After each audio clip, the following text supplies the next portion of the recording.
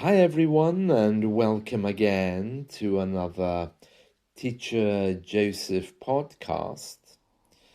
Well, in the last few days, we've been talking about energy, and particularly yesterday, we started talking about mental energy rather than physical energy we get from food, because the topic this week has been all about attitudes to food and how British people cope with that. Yesterday, I was saying how our mental energy, which is shaped very much by our belief system, it is shaped very much by our belief system and our ideas about living.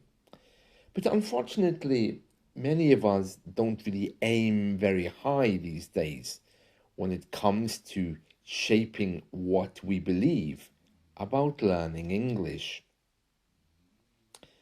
Now, I was talking to someone yesterday, and they had that usual statement which many students have: I know I will never speak like a native. I know my English will never be perfect.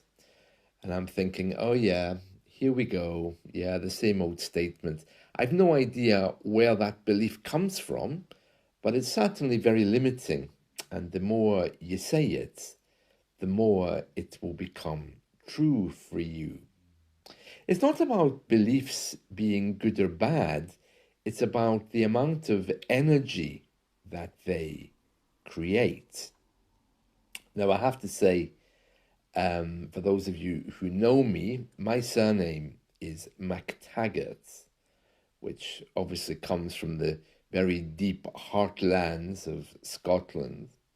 And my ancestors, of course, in the old days, were Druids. MacTaggart is Gaelic. It means son of the Druid priest or son of the Celtic priest. So obviously they were all, running around gathering leaves from trees and realizing how great their lives were going to be because of that. Those beliefs have all gone, they've all finished. But at the time, those beliefs were very, very useful. Now, I have to say that for all of us, the beliefs that we decide to adopt can help us a lot. It doesn't matter if, for example, you go to a job interview carrying with you a lucky piece of jewelry, or whether you go to an exam carrying something that supposedly will help you pass. And we all know people who are getting married, there's always all kinds of superstitions. The woman who's getting married is supposed to have with her something old, something new, something borrowed, and something blue. Now, of course, we've no idea where this comes from. It's probably from history somewhere, but it brings us back to this question and this idea that whatever you believe about your English is going to become real for you. And if you really believe, oh, I know that my English is never going to be good, then guess what? It won't. And then you come to me and I have to deprogram you with these ideas. When it comes to language learning, we all have our own mental energy starting points. For some of us, it's studying with a huge cup of coffee with so much caffeine that it bounces us across the room. For other people, like me, for example, like myself, I need to feel what I'm doing. There's not a lot of positive things about getting older, but one really good thing is that when you want to do something, you need to feel it. You can't just say, oh, I'm going to do this. There has to be some feeling in it. When you're young, you take jobs because you want the cash. You don't really care what the jobs are. You just want the money. But as you get older, I think things that you choose to do have to be related either to your joy level, your happiness, or your satisfaction. And as I'm always saying, if you're not finding that with English, if English is somehow pulling you down, it's probably something to do with your energy not being correct. How do you fix that? Well, it's very much a personal thing, but it does involve examining your ideas and your belief systems about learning.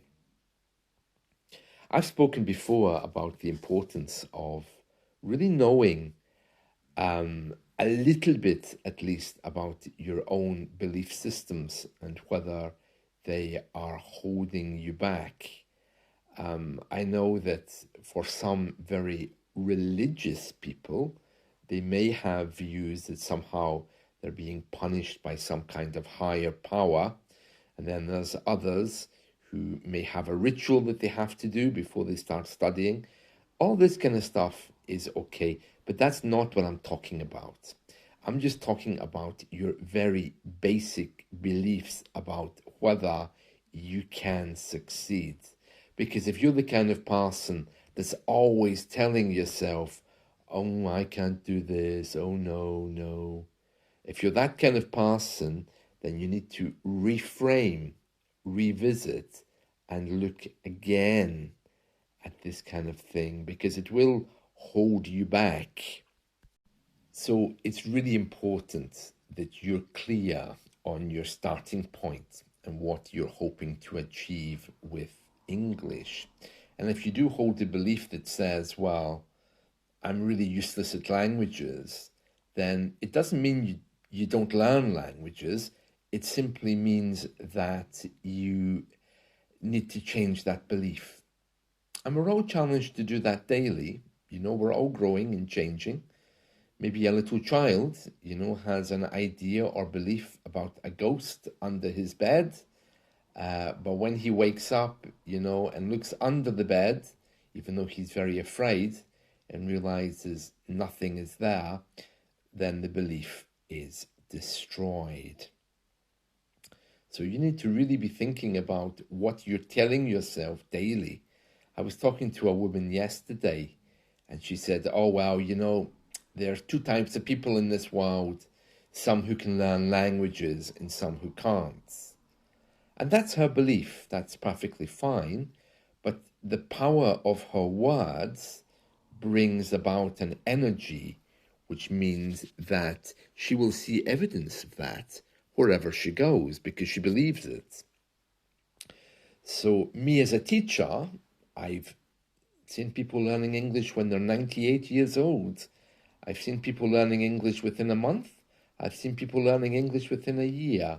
It's all about what you believe and, of course, the energy you put into it. So I really want to say the ball is in your court, as we say in English, and that's just a reference from tennis. It just means that the ball is waiting to be hit by you, not the other person. It's in your area, and you can make of it what you want by your words and your beliefs. Now, it was solstice last week. You remember I made a podcast about that last Friday. The sun was rising over Stonehenge, and many British people went to that ancient monument to watch the sun rising. Stonehenge is probably our oldest monument in the country, and twice a year the sun rises between what they call the heel stone, the major stone that sits. No one knows why. No one knows what the old people believed about it, but clearly it was some kind of astronomical center or center of healing. So many British people go there on the solstice, especially pagans, people with alternative ideas, because they want to catch some of the energy which is there. Now, Stonehenge is in our news today because it says here it could join the UNESCO list of World Heritage Sites in danger. I would have thought it's already on there, but apparently not. It says here, Stonehenge is likely to be put on a list of World Heritage Sites that are in danger because of the plan to build a tunnel under the precious landscape. Yeah, this story, of course, doesn't sound political at all, does it? Yeah. Okay, let's carry on. And by the way, this is from The Guardian.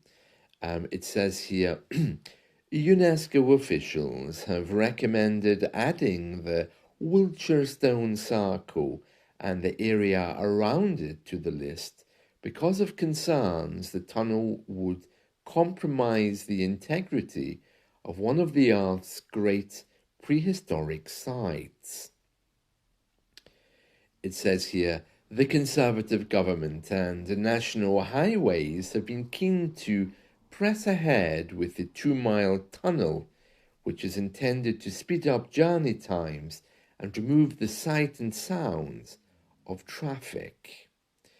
But organizations and individuals, including archaeologists, environmentalists, historians, transport experts, countryside campaigners and druids say the scheme will create a problem at the site. Next month, the plan will be discussed by UNESCO's World Heritage Committee at a meeting with its officials, recommending member states add Stonehenge to the danger list. Now, UNESCO, if I remember correctly, is the United Nations organization that looks after endangered sites which are of great importance. It says here, they say it is the entirety of the inscribed landscape that constitutes the Stonehenge component of the property. What? I don't understand that. It is the entirety of the inscribed language. I have no idea what they mean by that. I think what they're trying to say in a very complex way is that the stones that sit on the landscape makes up the important part of the property. No, that's not what they mean. It says it is the entirety of the inscribed landscape that constitutes the Stonehenge component of the property, not just the main monuments. This interrelated ensemble of sites is regarded as a ritual landscape, or what? Let's just move on, because even I don't understand that. I think what they're trying to say is that the surrounding area, not just the monument itself, is very, very sacred. I think that's what they're getting at there. There's an organization called the Stonehenge Alliance, and it says, whichever way you look at this, the scheme, that is the transport scheme to build a road underneath the monument, it says here, whichever way you look at it, the scheme will be hugely damaging and should certainly be scrapped. The money should be spent instead on improving public transport to and around the southwest. Yeah, there was a big court case about this recently, trying to stop this new road which is being built or will be built under Stonehenge. And unfortunately, the people who were objecting, trying to stop this road, they lost the court case. But English Heritage says Stonehenge's World Heritage Site status is very important to us. We're, of course, very disappointed that UNESCO want to add it to their endangered list. So it says here, Stonehenge's World Heritage Site status is of utmost importance to us. We're disappointed, and it says, after decades of debate, English Heritage, that's the organization that looks after the English countryside. English Heritage believes that the current scheme is both the best and most realistic option, and crucially, one that will deliver a lasting positive legacy for this World Heritage Site. Oh, bizarre. And yes, plans to put a road under this ancient monument are controversial, but of course, it looks like it's going to go ahead. Although, having said that, our government will likely be changing on July 4th because we have a general election, so this might be something that will get a second look. Very interesting, isn't it? Wow, many people believe that Stonehenge is full of ancient energy, which is good for the area and the planet. And I'd like you to spend some time thinking today about what's good for your English. That's it from me. See you soon. Bye.